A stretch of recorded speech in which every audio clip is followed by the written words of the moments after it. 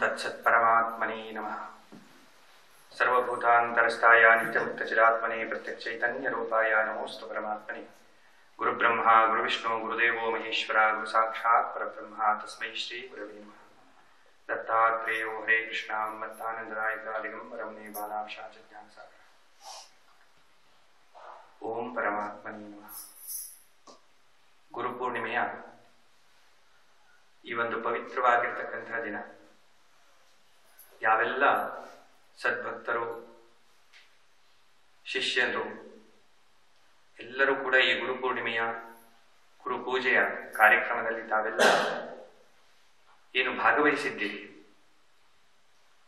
ಮಳೆ ಬರ್ತಾ ಇದೆ, ಚಳಿ ಬರ್ತಾ ಇದೆ, ಪ್ರಕೃತಿ ಎನ್ನುವಂತಹದ್ದು ತನ್ನದೇ ಆದಂತಹ ಕರ್ತವ್ಯವನ್ನ ಅದು ಮಾಡ್ತಾ ಇದೆ. ಅದನ್ನು ಮೀರಿ ಗುರುವಿನ ಮೇಲೆ, ಕ್ಷೇತ್ರದ ಮೇಲೆ ಭಕ್ತಿಯನ್ನ ಇಟ್ಟು ತಾವೆಲ್ಲ ಇಲ್ಲಿ ಏನು ನೆರೆದಿದ್ದೀರಿ. ನಿಮಗೆಲ್ಲರಿಗೂ ಕೂಡ ಈ ಗುರುಪೀಠದ ಸಂಪೂರ್ಣವಾಗಿರ್ತಕ್ಕಂತಹ ಅನುಗ್ರಹ, ಆಶೀರ್ವಾದ ಅನ್ನುವಂತಹದ್ದು ಸದಾ ಕಾಲವೂ ನಿಮ್ಮನ್ನ ರಕ್ಷಣೆ ಮಾಡ್ತದೆ. ನಿಮಗೆ ತೊಂದರೆ ಬಂದಾಗ, ಕಷ್ಟಗಳು ಬಂದಾಗ, ನೋವು ಬಂದಾಗ, ಹಿಂದಿನ ಜನ್ಮದಲ್ಲಿ ನೀವು ಮಾಡಿರ್ತಕ್ಕಂತಹ ಪಾಪಗಳು ನಾನಾ ವಿಧವಾದಂತಹ ಕಷ್ಟಗಳಾಗಿ ನಿಮ್ಮನ್ನ ಬಾಧಿಸುವಾಗ ನಿಮ್ಮ ಸಂಬಂಧಿಕರು, ನಿಮ್ಮ ಸ್ನೇಹಿತರು ಅವರು ನಿಮ್ಮ ಸಾಂತ್ವನ ಹೇಳಲಿಕ್ಕೆ ಬರ್ತಾರೋ ಅಥವಾ ಅದರ ಪರಿಹಾರಕ್ಕೆ ಬರ್ತಾರೋ ಇಲ್ಲೋ ಅನ್ನುವಂತಹದ್ದು ಗೊತ್ತಿಲ್ಲ.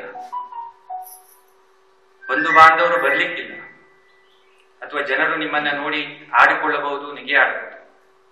ಆದ್ರೆ ಒಂದನ್ನ ಮಾತ್ರ ತಾವು ಸದಾಕಾಲವೂ ನೆನಪಿಟ್ಟುಕೊಳ್ಬೇಕು. ನೀವು ಈ ಗುರುಪೀಠಕ್ಕೆ ಭಕ್ತಿಯನ್ನ ತೋರಿಸ್ತಾ ಇದ್ದೀರಿ. ಇದರ ಅರ್ಥ ನಿಮ್ಮ ಪ್ರತಿಯೊಂದು ಕಷ್ಟದಲ್ಲಿಯೂ ಕೂಡ ಈ ಗುರುಪೀಠ ಅನ್ನುವಂತಹದ್ದು ನಿಮಗೆ ಶ್ರೀರಕ್ಷೆಯಾಗಿ ಸದಾಕಾಲವೂ ನಿಮ್ಮ ಜೊತೆಗೆ ಅದರ ಅನುಗ್ರಹ, ಆಶೀರ್ವಾದ ಸದಾಕಾಲವೂ ಇರ್ತದೆ. ಇದು ಸಾಮಾನ್ಯವಾದಂತಹ ಗುರುಪೀಠ ಅಲ್ಲ.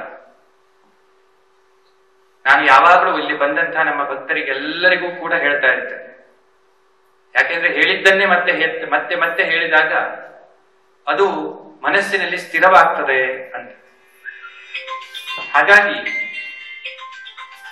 ಮನಸ್ಸಿನಲ್ಲಿ ಸ್ಥಿರವಾಗಬೇಕು ಅನ್ನುವ ಕಾರಣಕ್ಕಾಗಿ ಮತ್ತೆ ಮತ್ತೆ ಈ ಕ್ಷೇತ್ರದ ಕಥೆಯನ್ನ ಹೇಳ್ತಾ ಇರ್ತೇವೆ, ಪುರಾಣದ ಇತಿಹಾಸವನ್ನ ಹೇಳ್ತಾ ಇರ್ತೇವೆ.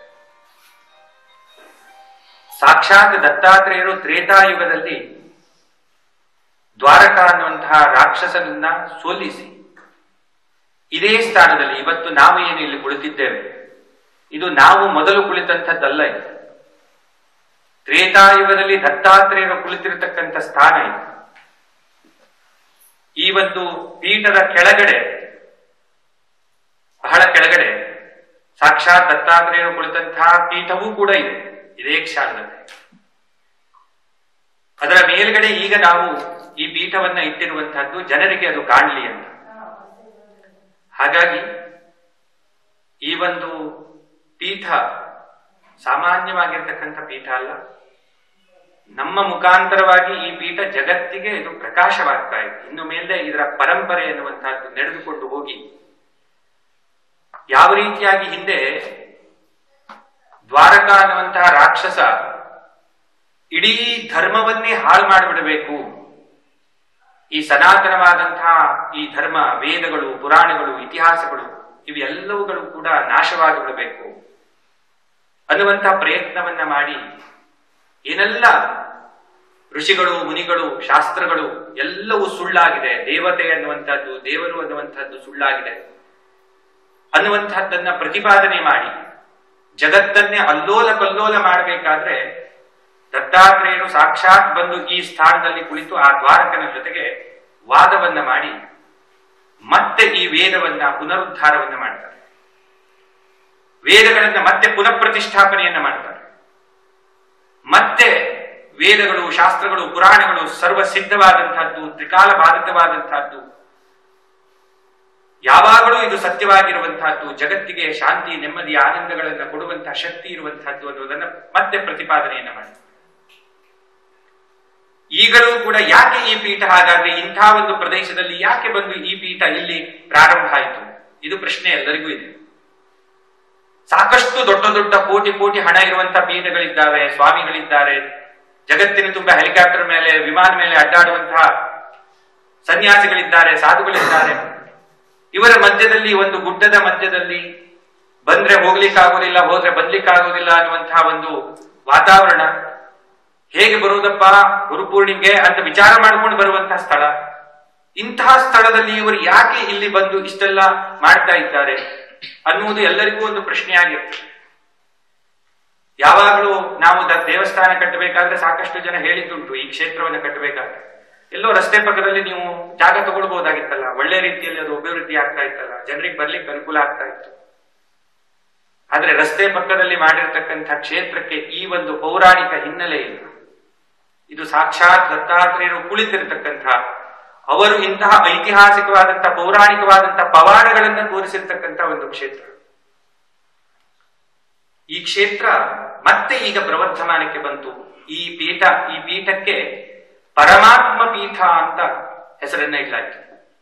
ನೋಡಿ, ಜಗತ್ತಿನಲ್ಲಿ ನಿಮಗೆ ಬೇರೆ ಬೇರೆ 1000 ಪೀಠಗಳು ಸಿಗ್ತವೆ, ಅವಕ್ಕೆ ಅವ್ರದೇ ಆದಂತಹ ಮಹತ್ವ ಇದ್ದೇ ಇದೆ. ಆದ್ರೆ ಸಾಕ್ಷಾತ್ ಪರಮಾತ್ಮ ಪೀಠವೇ ಇರುವಂತಹ ಕ್ಷೇತ್ರ ಅಂದ್ರೆ ಈ ಕ್ಷೇತ್ರ. ಪರಮಾತ್ಮನೇ ಇಲ್ಲಿ ಮಾತನಾಡುವಂತಹ ಒಂದು ಕ್ಷೇತ್ರ ಅಂತಂದ್ರೆ ಈ ಕ್ಷೇತ್ರ. ಯಾಕೆ ಈ ಕ್ಷೇತ್ರದ ನಿರ್ಮಾಣ ಮತ್ತೆ ಪ್ರಾರಂಭ ಆಯಿತು ನಮ್ಮಿಂದ? ಅವಶ್ಯಕತೆ ಏನಿತ್ತು ಅಂದ್ರೆ, ಈಗ ಮತ್ತೆ ಧರ್ಮಗ್ಲಾನಿ ಅಂದ್ರೆ ಆ ದ್ವಾರಕನಂತಹ ಸಾವಿರಾರು ರಾಕ್ಷಸರು ಮತ್ತೆ ಈಗ ಸನಾತನ ಧರ್ಮವನ್ನ ನಾಶ ಮಾಡಲಿಕ್ಕೆ ಬೇಕಾದಷ್ಟು ದೊಡ್ಡ ದೊಡ್ಡ ಹುನ್ನಾರಗಳನ್ನ ಮಾಡ್ತಾ ಇದ್ದಾರೆ. ಈಗ ಮತ್ತೆ ಈ ಕ್ಷೇತ್ರದಿಂದ ಈ ಒಂದು ಪೀಠ ಸಂಸ್ಥಾಪನೆಯಾಗಿ ತನ್ಮುಖೇನವಾಗಿ ಮತ್ತೆ ಧರ್ಮವನ್ನ ಎತ್ತಿ ಹಿಡಿದು ಧರ್ಮ ಸಂಸ್ಥಾಪನೆ ಅನ್ನುವಂತಹದ್ದು, ಸನಾತನ ಧರ್ಮದ ಪುನರುದ್ಧಾರ ಅನ್ನುವಂತಹದ್ದು ಈ ಜಗತ್ತಿಗೆ ಆಗಬೇಕಾಗಿದೆ. ಈಗ ಇರುವಂತಹ ಪೀಠಗಳು ವಾಸ್ತವಿಕವಾಗಿ ತಾನು ಯಾಕೆ ಈ ಪೀಠದಲ್ಲಿ ಕುಳಿತಿದ್ದೇನೆ ಅನ್ನೋದೇ ಎಷ್ಟೋ ಜನ ಸನ್ಯಾಸಿಗಳಿಗೆ, ಸಾಧುಗಳಿಗೆ ಗೊತ್ತಿಲ್ಲದೆ ಇರುವಂತಹ, ಕೇವಲ ತಮ್ಮ ಕೆಲಸ ಏನು ಅಂದ್ರೆ ಪೂಜೆ ಮಾಡಿಸ್ಕೊಳ್ಳೋದು ಅಥವಾ ಪಾದ ಪೂಜೆ ಮಾಡಿಸ್ಕೊಳ್ಳೋದು, ಆಶೀರ್ವಾದ ಕೊಡೋದು ಮಾತ್ರ ತನ್ನ ಕೆಲಸ.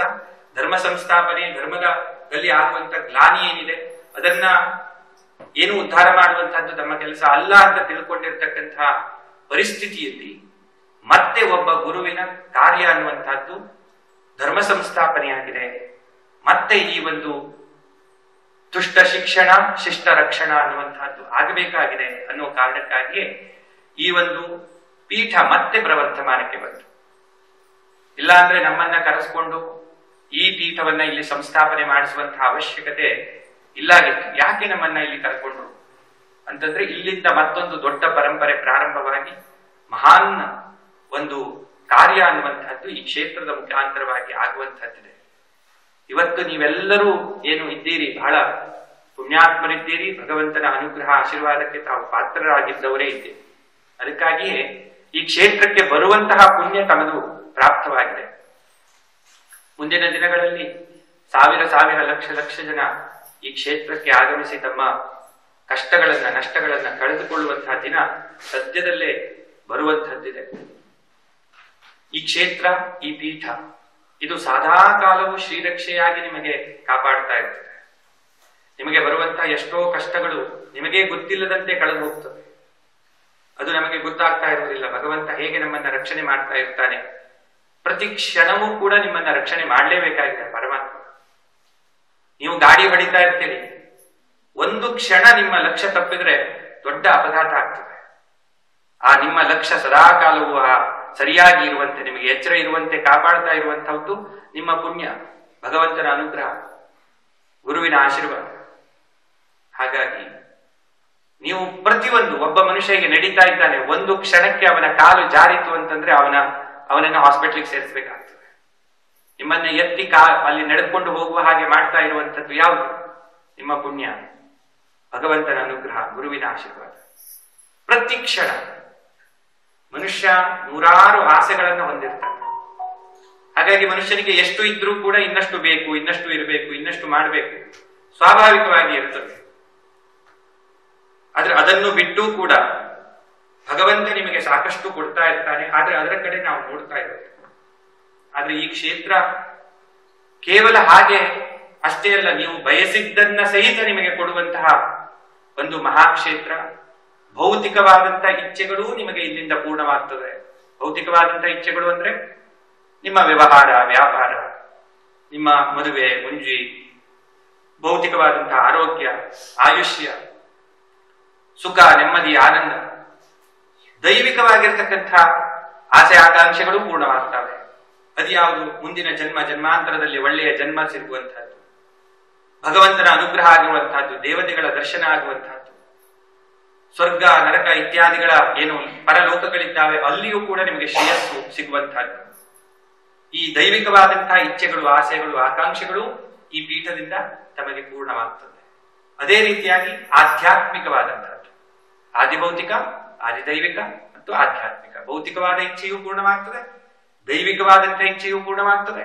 ಇನ್ನು ಆಧ್ಯಾತ್ಮಿಕವಾಗಿ ಆ ಪರಮಾತ್ಮನಲ್ಲಿಯೇ ಸಾಕ್ಷಾತ್ ನೀವು ಲೀನವಾಗುವಂತಹ ಪರಮ ಮೋಕ್ಷ, ಪರಮಜ್ಞಾನ, ಪರಮ ಬ್ರಹ್ಮಜ್ಞಾನ ಅನ್ನುವಂಥದ್ದೇನಿದೆ, ಆ ಬ್ರಹ್ಮಜ್ಞಾನವೂ ಕೂಡ ಈ ಒಂದು ಪೀಠದಿಂದ ತಮಗೆ ಪ್ರಾಪ್ತವಾಗ್ತದೆ. ಹಾಗಾಗಿ ಈ ಪೀಠ ಮತ್ತು ಈ ಕ್ಷೇತ್ರ ಇದು ಒಂದು ರೀತಿಯಲ್ಲಿ ಕಲಿಯುಗದ ಕಲ್ಪವೃಕ್ಷ, ಕಾಮಧೇನು ಅಂತ ಹೇಳಬೇಕು.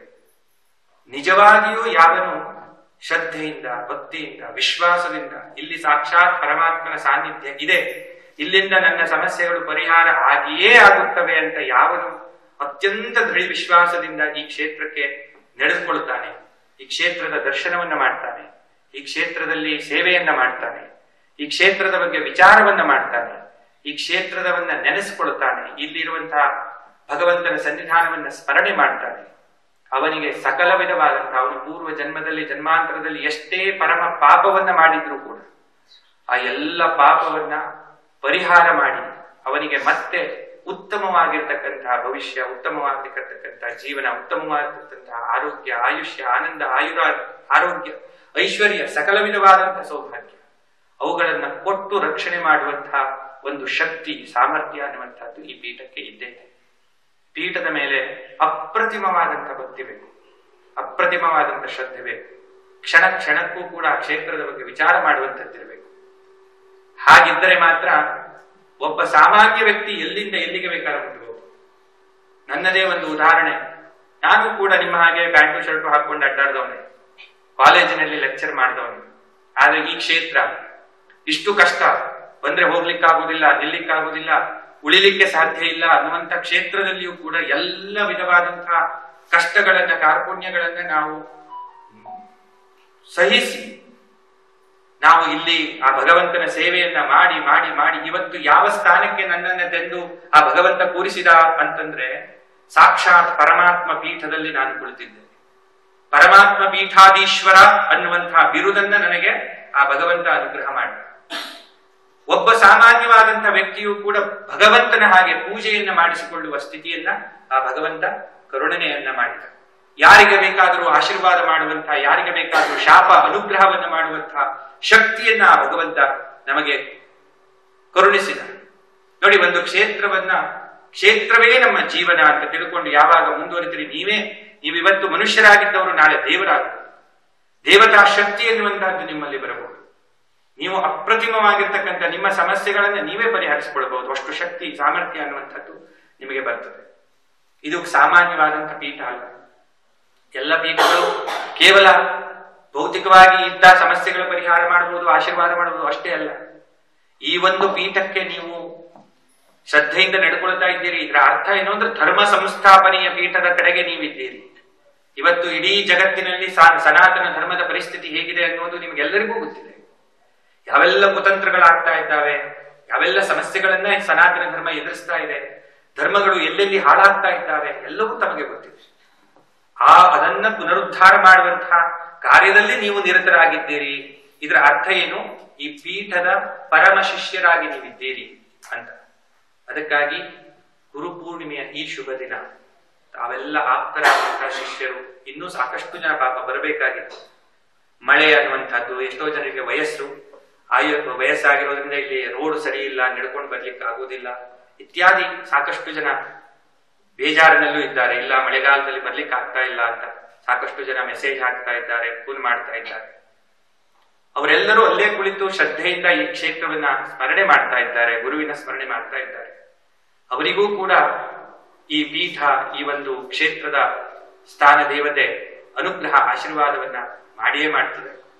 ನೀವಂತೂ ಪ್ರತ್ಯಕ್ಷವಾಗಿ ಬಂದು ಭಗವಂತನ ಮತ್ತು ಗುರುವಿನ ದರ್ಶನವನ್ನ ಗುರು ಪೂಜೆಯಲ್ಲಿ ತಾವೆಲ್ಲರೂ ಭಾಗಿಯಾಗಿದ್ದೇವೆ. ಗುರು ಬ್ರಹ್ಮ ಗುರು ವಿಷ್ಣು ಗುರುದೇವೋ ಮಹೇಶ್ವರ ಗುರು ಸಾಕ್ಷಾತ್ ಪರಬ್ರಹ್ಮ ತಸ್ಮೈ ಶ್ರೀ ಗುರವೇ ನಮಃ ಅಂತ ಹೇಳಿದ್ದಾರೆ. ನೋಡಿ, ಗುರು ಬ್ರಹ್ಮ ಅಂತ ಹೇಳಿದ್ರು, ಗುರು ವಿಷ್ಣು ಅಂತ ಹೇಳಿದ್ರು, ಗುರುದೇವೋ ಮಹೇಶ್ವರ ಅಂತ ಹೇಳಿದ್ರು. ಆದ್ರೂ ಸಾಕಾಗಿಲ್ಲ.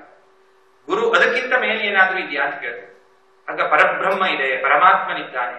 ಹಾಗಾದ್ರೆ ಆ ಪರಮಾತ್ಮನೇ ಗುರುವಾಗಿದ್ದಾನೆ. ಗುರು ಸಾಕ್ಷಾತ್ ಪರಬ್ರಹ್ಮ. ಪರಬ್ರಹ್ಮ ಅಂದ್ರೆ ಪರಮಾತ್ಮ ಅಂತ ಅರ್ಥ. ನೋಡಿ, ಭಾರತೀಯ ಸನಾತನ ಧರ್ಮದಲ್ಲಿ ಈ ಗುರು ತತ್ವಕ್ಕೆ, ಗುರುವಿಗೆ ಕೊಟ್ಟಷ್ಟು ಸ್ಥಾನವನ್ನ ಯಾವ ದೇವರಿಗೂ ಕೂಡ ಕೊಡಲಿಲ್ಲ, ಯಾವ ಭಗವಂತ. ಯಾಕಂದ್ರೆ ದೇವರು ಹೀಗಿದ್ದಾನೆ, ದೇವರನ್ನ ಹೀಗೆ ಪೂಜೆ ಮಾಡಿದ್ರೆ ನಿನಗೆ ಅವನ ಅನುಗ್ರಹ ಆಗ್ತದೆ ಅಂತ ಹೇಳಲಿಕ್ಕೆ ಇನ್ನೊಬ್ಬ ಗುರುವೇ ಬೇಕಾಗ್ತದೆ. ಗುರುವನ್ನ ತೋರಿಸ್ಲಿಕ್ಕೆ, ದೇವರನ್ನ ತೋರಿಸ್ಲಿಕ್ಕೂ ಗುರುವೇ ಬೇಕಾಗ್ತದೆ. ಹಾಗಾಗಿ ಗುರು ಅನ್ನುವಂಥವನು ಸಿಕ್ಕಿಬಿಟ್ರೆ ಸಾಕ್ಷಾತ್ ಭಗವಂತ ಸಿಕ್ಕಿದಾಗೆ. ಹಾಗೆ ಅಗಸ್ತ್ಯ ಮಹರ್ಷಿಗಳು ತಲೆ ಕೆಟ್ಟು ಎಲ್ಲಿ ಹೋದರೂ ಶಾಂತಿ ಸಿಗದೆ ಎಲ್ಲ ಕಡೆ ಅಲದಾಡಿ ಅಲದಾಡಿ ತಪಸ್ಸನ್ನ ಮಾಡಿ ಮಾಡಿ ಮಾಡಿ ಏನು ಮಾಡಿದರೂ ಸಮಾಧಾನ ಇಲ್ಲ ಅಗಸ್ತ್ಯರಿಗೆ. ಮಹಾನ್ ಋಷಿ, ವೇದಾಂತಗಳನ್ನ ಕಲ್ತಂತವರು. ಅವರ ಪತ್ನಿಯಾಗಿರ್ತಕ್ಕಂಥ ಲೋಪಾಮುದ್ರಾದೇವಿ, ಅವಳು ಕೂಡ ಬಹಳ ದೊಡ್ಡ ಶಾಸ್ತ್ರವನ್ನ ಕಲ್ತಂತವಳು, ಮಹಾಜ್ಞಾನಿಯಾಗಿರ್ತಕ್ಕಂಥವ್ರು. ಆದ್ರೂ ಸಮಾಧಾನ ಇಲ್ಲ, ನೆಮ್ಮದಿ ಇಲ್ಲ. ಏನ್ ಮಾಡ್ಬೇಕು ಗೊತ್ತಾಗದೆ ಅಲದಾಡ್ತಾ ಈ ಕ್ಷೇತ್ರಕ್ಕೆ ಬರ್ತಾರೆ. ಅವರಿಗೆ ಗೊತ್ತಿಲ್ಲದಂತೆ ಈ ಕ್ಷೇತ್ರದಲ್ಲಿ ದತ್ತಾತ್ರೇಯನ ಒಂದು ದರ್ಶನ ಅನ್ನುವಂಥದ್ದು ಸಾಕ್ಷಾತ್ ಆಗ್ತದೆ. ಇವತ್ತು ನಾನು ಹೇಗೆ ಕುಳಿತು ನಿಮ್ಮ ಮುಂದೆ ಮಾತನಾಡ್ತಾ ಇದ್ದೇನೆ, ಹಾಗೆ ದತ್ತಾತ್ರೇಯರ ಜೊತೆಗೆ ಆ ಅಗಸ್ತ್ಯ ಮಹರ್ಷಿಗಳು ಮಾತನಾಡಿ ತಮ್ಮ ಸಮಸ್ಯೆಗಳಿಗೆ ಪರಿಹಾರ ಕಂಡುಕೊಳ್ತಾರೆ. ಏನು ಮಾಡಿದರೆ ಭಗವಂತ ನಾನು ಉದ್ಧಾರ ಆಗ್ತೇನೆ ಅಂತ ಅವರು ಪ್ರಶ್ನೆ ಕೇಳಿದಾಗ, ಇದೇ ಪೀಠದಲ್ಲಿ ಇದೇ ಸ್ಥಾನದಲ್ಲಿ ಕುಳಿತು ದತ್ತಾತ್ರೇಯರು ಹೇಳಿದ್ದಾರೆ, ಇಲ್ಲಿಂದ ನೀನು ಹೀಗೆ ದಕ್ಷಿಣಕ್ಕೆ ಹೋಗು, ಅಲ್ಲಿ ಕಾಂಚೀವನ ಈಗ ಪುರ ಆಗಿದೆ, ಕಾಂಚೀವನ ಅನ್ನುವಂತಹ ಒಂದು ಕಾಡು ಸಿಗ್ತದೆ. ಆ ಕಾಡಿನಲ್ಲಿ ಕುಳಿತು ತಪಸ್ಸನ್ನ ಮಾಡು, ಅಲ್ಲಿ ನಿನಗೆ ಹಯಗ್ರೀವನ ರೂಪದಲ್ಲಿ ಬಂದು ನಾನು ಮಂತ್ರೋಪದೇಶ ಮಾಡ್ತೇನೆ. ಆ ಮಂತ್ರವೇ ಶ್ರೀವಿದ್ಯಾ ಅನ್ನುವಂತಹ ಮಹಾನ್ ವಿದ್ಯೆಯಾಗಿ ಮುಂದೆ ಜಗತ್ತಿನಲ್ಲಿ ಪ್ರಸಿದ್ಧವಾಗ್ತದೆ. ಆ ವಿದ್ಯೆಯನ್ನ ನೀನು ಪುರಶ್ಚರಣವನ್ನ ಮಾಡು, ತಪಸ್ಸನ್ನ ಮಾಡು. ಅದರಿಂದ ನಿನಗೆ ಲಲಿತಾ ಮಹಾ ತ್ರಿಪುರ ಸುಂದರಿ ರಾಜರಾಜೇಶ್ವರಿ ಪರಾ ಭಟ್ಟಾರಿಕೆಯ ಪೂರ್ಣ ಅನುಗ್ರಹ ಆಶೀರ್ವಾದವಾಗ್ತದೆ. ಇಲ್ಲಿಂದ ಆ ಕ್ಷೇತ್ರಕ್ಕೆ ಹೋಗಿ ಅಲ್ಲಿ ತಪಸ್ಸನ್ನ ಮಾಡುವಂತ ಶ್ರೀವಿದ್ಯೆ ಇಡೀ ಜಗತ್ತಿಗೆ ಏನು ಭಗವತಿ ಲಲಿತಾ ಮಹಾ ತ್ರಿಪುರ ಸುಂದರಿಯ ಒಂದು ವಿದ್ಯೆ ಇದೆ, ಆ ಒಂದು ಅವಳ ಸ್ವರೂಪವಿದೆ, ಅದು ಎಲ್ಲಿ ಸಿಗ್ತದೆ, ಎಲ್ಲಿ ಹೋದರೆ ಸಿಗ್ತದೆ, ಹೇಗೆ ಸಿಗ್ತದೆ ಅನ್ನುವುದನ್ನ ಅಗಸ್ತ್ಯ ಮಹರ್ಷಿಗಳು ತಿಳಿದುಕೊಂಡಂತಹ ಒಂದು ಕ್ಷೇತ್ರ ಈ ಒಂದು ಪರಮ ಪವಿತ್ರವಾಗಿರ್ತಕ್ಕಂತಹ ಈ ಒಂದು ಕ್ಷೇತ್ರ. ಹಾಗಾಗಿ ಇಂತಹ ಲೀಲೆಗಳು ಸಾಕಷ್ಟು ಲೀಲೆಗಳು ತ್ರೇತಾಯುಗ, ದ್ವಾಪರಾಯುಗ, ಕಲಿಯುಗದಲ್ಲಿ ಸಾಕಷ್ಟು ಈ ಲೀಲೆಗಳು ನಡೆದಿರ್ತಕ್ಕಂತಹ ಈ ಒಂದು ಕ್ಷೇತ್ರ ಇವತ್ತು ಕಲಿಯುಗದಲ್ಲಿ ಜಾಗೃತವಾದಂತಹ ಸ್ಥಿತಿಗೆ ಈಗ ಬರ್ತಾ ಇದೆ. ನೀವೆಲ್ಲ ಶಿಷ್ಯರು, ಇವರಿಗೆಲ್ಲರ ಒಂದು ಕರ್ತವ್ಯ. ನಿಮಗೆ ಈ ಕ್ಷೇತ್ರಕ್ಕೆ ಅವನು ಕರೆಸ್ಕೊಳ್ತಾ ಇದ್ದಾನೆ ಭಗವಂತ ಅಂದ್ರೆ ಅರ್ಥ ಏನು? ನಿಮ್ಮ ಮೇಲೆ ಅವನಿಗೆ ಪ್ರೀತಿ ಇದೆ. ಯಾಕೆ ಈ ಗುರುವೇ ನಿಮಗೆ ಸಿಗ್ತಾ ಇದ್ದಾನೆ ಅಂತಂದ್ರೆ, ನಿಮ್ಮ ಹಣೆಬರದಲ್ಲಿ ಯಾವಾಗ ಯಾವ ವ್ಯಕ್ತಿ ಎಲ್ಲಿಗೆ ಹೋಗಬೇಕು, ಒಂದು ಅಗುಳು ಅನ್ನವನ್ನ ನಾವಿವತ್ತು ಊಟ ಮಾಡ್ತಾ ಇದ್ದೇವೆ ಅಂತಂದ್ರೆ ಅದು ಎಲ್ಲಿ ಸಿಗಬೇಕು ಅನ್ನೋದು ನಮ್ಮ ಹಣೆಬರದಲ್ಲಿ ಬರ್ಕೊಂಡಿರ್ತದೆ. ಪ್ರತಿಯೊಂದು, ಇವತ್ತು ನಿಮಗೆ ಇಲ್ಲಿ ಪ್ರಸಾದ ಆಗ್ಬೇಕು, ಇವತ್ತು ಇಂಥವರ ಮನೆಯಲ್ಲಿ ಅನ್ನ ಸಿಗಬೇಕು, ಇವತ್ತು ಇಂಥವರಿಂದ ಸಿಗಬೇಕು, ಅಥವಾ ಇವತ್ತು ನಮ್ಮ ಮನೆಯಲ್ಲಿ ಊಟ ಮಾಡ್ಬೇಕು, ಎಲ್ಲವೂ ಕೂಡ ನಮ್ಮ ಕರ್ಮಗಳೇ ನಿರ್ಧಾರ ಮಾಡ್ತವೆ. ಹಾಗೆ ಪ್ರತಿಯೊಂದು ಅಗಳು ಹೇಗೆ ಸಿಗಲಿಕ್ಕೆ ನಮ್ಮ ಕರ್ಮ ಕಾರಣವೋ, ಹಾಗೆ ನಿಮಗೆ ಗುರು ಸಿಗಲಿಕ್ಕೆ ಅದೇ ಕಾರಣವಾಗಿರ್ತದೆ. ಆ ಕರ್ಮ ನಿಮಗೆ ಯಾರು ಗುರುವಾಗಿ ಬರಬೇಕು, ನಿಮಗೆ ಯಾವುದು ಪೀಠವಾಗಿರಬೇಕು, ನಿಮಗೆ ಯಾವ ದೇವರು ನಿಮಗೆ ಅಥವಾ ಯಾವ ದೇವತಾ ಸ್ವರೂಪ ನಿಮಗೆ ಇಷ್ಟವಾಗಬೇಕು, ಇವೆಲ್ಲವುಗಳು ಕೂಡ ನಿಮ್ಮ ಈ ಒಂದು ಕರ್ಮದಿಂದ ನಿಮಗೆ ಸಿಗುವಂತಹದ್ದು. ಹಾಗಾಗಿ ಇವತ್ತು ಈ ಗುರು ಪೂರ್ಣಿಮೆಯ ಪವಿತ್ರ ದಿನ ತಾವೆಲ್ಲರೂ ಅತ್ಯಂತ ಭಕ್ತಿ ಶ್ರದ್ಧೆಯಿಂದ ಈ ಪೀಠ, ಇಲ್ಲಿ ಕುಳಿತಂತ ವ್ಯಕ್ತಿ ಇವತ್ತು ನಾನು ಕುಳಿತಿದ್ದೇನೆ, ಮುಂದೆ ಇನ್ನೊಂದು ಸ್ವರೂಪದಲ್ಲಿ ಇನ್ನೊಬ್ಬರು ಕುಳಿತುಕೊಳ್ತಾರೆ, ಮತ್ತೊಬ್ಬರು ಕುಳಿತುಕೊಳ್ತಾರೆ, ಹೀಗೆ ಕುಳಿತು ಬೇರೆ ಬೇರೆಯವರು ಕುಳಿತಾ ಹೋಗ್ಬೋದು. ಆದ್ರೆ ಈ ಪೀಠ ಏನಿದೆ ಇದು ಪರಮ ಅದ್ಭುತವಾದಂತಹ ಪೀಠ. ಅದು ಆಯ್ಕೆ ಮಾಡಿಕೊಳ್ತದೆ ಯಾರು ತನ್ನ ಮೇಲೆ ಕುಳಿತುಕೊಂಡು ಈ ಜಗತ್ತಿನಲ್ಲಿ ಧರ್ಮ ಸಂಸ್ಥಾಪನೆಯನ್ನು ಮಾಡಬೇಕು ಅಂತ. ಆ ಪೀಠವೇ ಆಯ್ಕೆಯನ್ನ ಮಾಡಿಕೊಳ್ತದೆ. ಹಾಗಾಗಿ ನಾವೆಲ್ಲರೂ ಕೂಡ ಈ ಪೀಠಕ್ಕೆ ಬಹಳ ಶ್ರದ್ಧೆಯಿಂದ, ಬಹಳ ಭಕ್ತಿಯಿಂದ, ಧರ್ಮ ಸಂಸ್ಥಾಪನೆ, ಧರ್ಮಕ್ಕಾಗಿ ನಿಮಗೆ ಏನಾದ್ರೂ ಮಾಡಬೇಕು ಅಂತಿದ್ರೆ ಈ ಪೀಠದ ಜೊತೆಗೆ ತಾವಿರ್ಲೇಬೇಕು. ಈ ಜಗತ್ತಿನಲ್ಲಿ ನಾನು ಸುಖದಿಂದ ಜೀವನ ಮಾಡಬೇಕು, ಈ ಪೀಠದ ಜೊತೆಗೆ ನೀವಿರ್ಲೇಬೇಕು. ನಾನು ಪುಣ್ಯವನ್ನು ಗಳಿಸ್ಕೋಬೇಕು, ಈ ಪೀಠದ ಜೊತೆಗೆ ನೀವಿರ್ಲೇಬೇಕು. ನನಗೆ ಜ್ಞಾನ ಬೇಕು, ಈ ಪೀಠದ ಜೊತೆಗೆ ನೀವಿರ್ಲೇಬೇಕು. ಹಾಗಾಗಿ ಇಂಥ ಪೀಠಕ್ಕೆ ತಾವೆಲ್ಲರೂ ಶಿಷ್ಯರಾಗಿ ಇವತ್ತು ಏನು ಇಲ್ಲಿ ಆಗಮಿಸಿದ್ದೀರಿ, ನಿಮಗೆ ಆ ಭಗವಂತನ ಪೂರ್ಣ ಅನುಗ್ರಹ ಆಶೀರ್ವಾದವಾಗ್ತದೆ. ಆದ್ರೆ ಇಲ್ಲಿ ಈಗ ಲೌಕಿಕವಾಗಿ ನೋಡಿದ್ರೆ ಏನೋ ಬರೋದು ಹೋಗೋದು ಇತ್ಯಾದಿಗಳಿಗೆ ಏನೇ ಸಮಸ್ಯೆಗಳು ಅವುಗಳನ್ನೆಲ್ಲವನ್ನ ಮೀರಿ ತಾವು ಬಂದು ಯಾವಾಗ ಭಗವಂತನ ಆಶೀರ್ವಾದ ಪಡಿತೀರಿ ಆವಾಗ ಆ ಭಗವಂತನ ಪೂರ್ಣ ಅನುಗ್ರಹ ತಮಗೆ ಆಗೇ ಆಗ್ತದೆ. ಈ ಕ್ಷೇತ್ರ ಇನ್ನು ಕೆಲವೇ ಕೆಲವು ದಿನಗಳಲ್ಲಿ ಮಹಾಕ್ಷೇತ್ರವಾಗಿ ಸಾವಿರಾರು ಜನರಿಗೆ ಅನ್ನ ಕೊಡುವಂತ ಕ್ಷೇತ್ರವಾಗ್ತದೆ. ನಾನು ಯಾವಾಗಲೂ ಅದನ್ನು ಹೇಳ್ತಾ ಇರ್ತೇನೆ. ಅದು ಈಗ ನಾಡಿ ಗ್ರಂಥಗಳಲ್ಲಿ ಇತ್ಯಾದಿಗಳಲ್ಲಿ ಬಂದೂ ಕೂಡ ಅದು ಸತ್ಯ, ನಮ್ಮ ಬಾಯಿಂದ ಬಂದಿರತಕ್ಕಂಥದ್ದು ಸತ್ಯ ಅಂತ ಇವತ್ತು ಕೂಡ ಮತ್ತೆ ಮತ್ತೆ ಎಲ್ಲರೂ ಹೇಳ್ತಾ ಇರ್ತಾರೆ. ಈ ಕ್ಷೇತ್ರಕ್ಕೆ ಬಂದವರೆಲ್ಲರೂ ಕೂಡ ಹೇಳ್ತಾರೆ, ಈ ಕ್ಷೇತ್ರಕ್ಕೆ ಬಂದಾಗ ಏನೋ ಒಂದು ವಿಚಿತ್ರವಾದಂತಹ ಅನುಭವ ಆಗ್ತದೆ, ಈ ಕ್ಷೇತ್ರದಲ್ಲಿ ಏನೋ ಒಂದು ಶಕ್ತಿ ಇದೆ, ಒಂದಲ್ಲ ಒಂದು ದಿನ ಈ ಕ್ಷೇತ್ರ ಮಹಾಕ್ಷೇತ್ರವಾಗ್ತದೆ ಅಂತ. ಹಾಗೆ ಆ ಒಂದು ಕ್ಷೇತ್ರ ಹೇಗೆ ಬೆಳೆದು ಬಂತು ಅನ್ನೋದನ್ನ ನೋಡಿದಂಥವ್ರು ನೀವೆಲ್ಲರೂ ಕೂಡ ನಿಮ್ಮ ಕಣ್ಣ ಮುಂದೆ ಈ ಕ್ಷೇತ್ರ ಮಹಾಕ್ಷೇತ್ರವಾಗಿ ನಿರ್ಮಾಣವಾಗಿ ಎಲ್ಲರಿಗೂ ಆನಂದ ಸುಖವನ್ನು ಕೊಡುವಂತಹ ಕ್ಷೇತ್ರವಾಗ್ತದೆ. ಈ ಕ್ಷೇತ್ರದ ಜೊತೆಗೆ ತಾವೆಲ್ಲರೂ ಸದಾಕಾಲ ಇರಬೇಕು. ಗುರುಪೂರ್ಣಿಮೆಯ ಈ ದಿನ ನೀವು ಮಾಡಿರ್ತಕ್ಕಂತಹ ಏನು ಗುರು ಪೂಜೆ ಇದೆ, ಸೇವೆ ಇದೆ, ಇದರಿಂದ ನಾವು ಸಂತೃಪ್ತರಾಗಿದ್ದೇವೆ. ನಿಮಗೆಲ್ಲರಿಗೂ ಕೂಡ ಅತ್ಯಂತ ಮನಸ್ತುಂಬಿ ಆಶೀರ್ವಾದವನ್ನ ನಾನು ಮಾಡ್ತಾ ಇದ್ದೇನೆ. ಭಗವಂತನ ಆಶೀರ್ವಾದ ನಿಮಗೆ ಸದಾಕಾಲದಲ್ಲಿ ಎಲ್ಲ ಧರ್ಮ ಸಂಸ್ಥಾಪನೆಯ ಕಾರ್ಯ ಎಲ್ಲರಿಂದಲೂ ಆಗುವಂತಹ ಲೋಕಾ ಸಂಸ್ಥಾ ಸುಖಿನೋ ಭವಂತು. ಓಂ ತತ್ಸತ್.